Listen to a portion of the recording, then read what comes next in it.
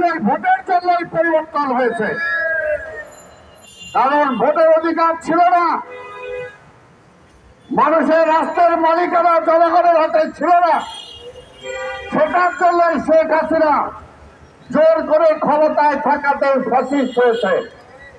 তাই এই দেশের জনগণ এই ফ্যাসিস্টকে তাড়িয়েছে, তার বাড়ির দেয়ালের ইট খুলে নিয়েছে, তার বাড়ির তার বেডরুমের চাদর পর্যন্ত ছিনতাই করে নিয়েছে এই ফ্যাসিস্টকে তাড়ানোর জন্য এবং মানুষের অধিকার, ভোটের অধিকার ফিরে পাওয়ার জন্য। কাজে যারা অন্য কথা বলেন, কথাটা একটু হিসাব কিতাব করে বলে। সবকিছু পরিষ্কার, ভোটের মাধ্যমে জনগণের ম্যান্ডেটের মাধ্যমে পরিষ্কার হবে দেশ কিভাবে পরিচালিত হবে। কোন একক কারো চিন্তায় না। যেমনি শেখ হাসিনাও চিন্তা করছিল ভোট দরকার কি, খালি উন্নয়ন হইলেই তো হয়, উন্নয়ন আর চুরি হইলেই হয়ে যায়।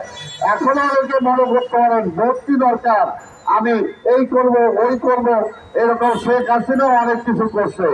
এখনো এই সরকার জিনিসপত্রের দাম কমাতে পারে নাই, নিত্য প্রয়োজনীয় দ্রব্যের দাম কমাতে পারে নাই, বিদ্যুতের সমস্যার সমাধান করতে পারে নাই, বিদ্যুতের দাম কমাতে পারে নাই, গ্যাসের দাম কমাতে পারে নাই, চাল ডাল তেল লবণের দাম কমাতে পারে নাই, ঢাকা শহরের যানজট বন্ধ করতে পারে নাই।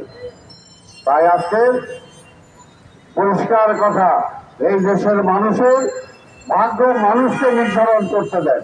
সেটার জন্য রোড ম্যাপ দেন কবে নির্বাচন হবে এবং সকল কিছু বাদ দিয়ে এই রাজনৈতিক দলগুলোর কোনো সংলাপ হয় না, কিছু না, খালি শুনে এটা হইল নাকি। আর এবার পরিষ্কার এজেন্ডা, দেশ কিভাবে চলবে রাজনীতিবিদদের নিয়ে বসেন, আরো যদি কোন স্টেক হোল্ডার থাকে তাদেরকে নিয়ে বসেন, একসাথে বসে রাউন্ড টেবিল কনফারেন্স করেন, সবার মত নেন। আপনার এই কেয়ারটেকার গভর্নমেন্ট, আপনার কি মত আছে সেটা আপনি প্রকাশ করেন, তারপরে আলোচনার মাধ্যমে আপনি ঠিক করেন।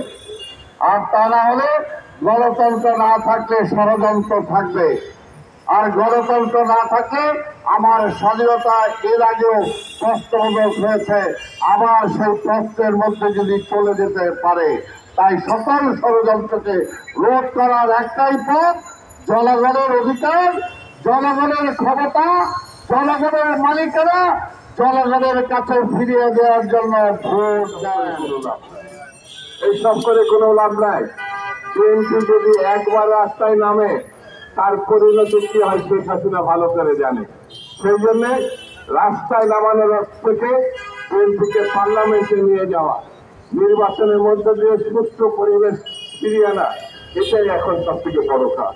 এই দিকে আমি সরকারকে আহ্বান জানাবো, যত দ্রুত সম্ভব নির্বাচনের ব্যবস্থা করেন, নির্বাচনের মধ্য দিয়ে একটি নির্বাচিত সরকার চেতনা 24-এ যে গণ অভ্যুত্থানের লক্ষ্য সেটি পূরণ করা সম্ভব।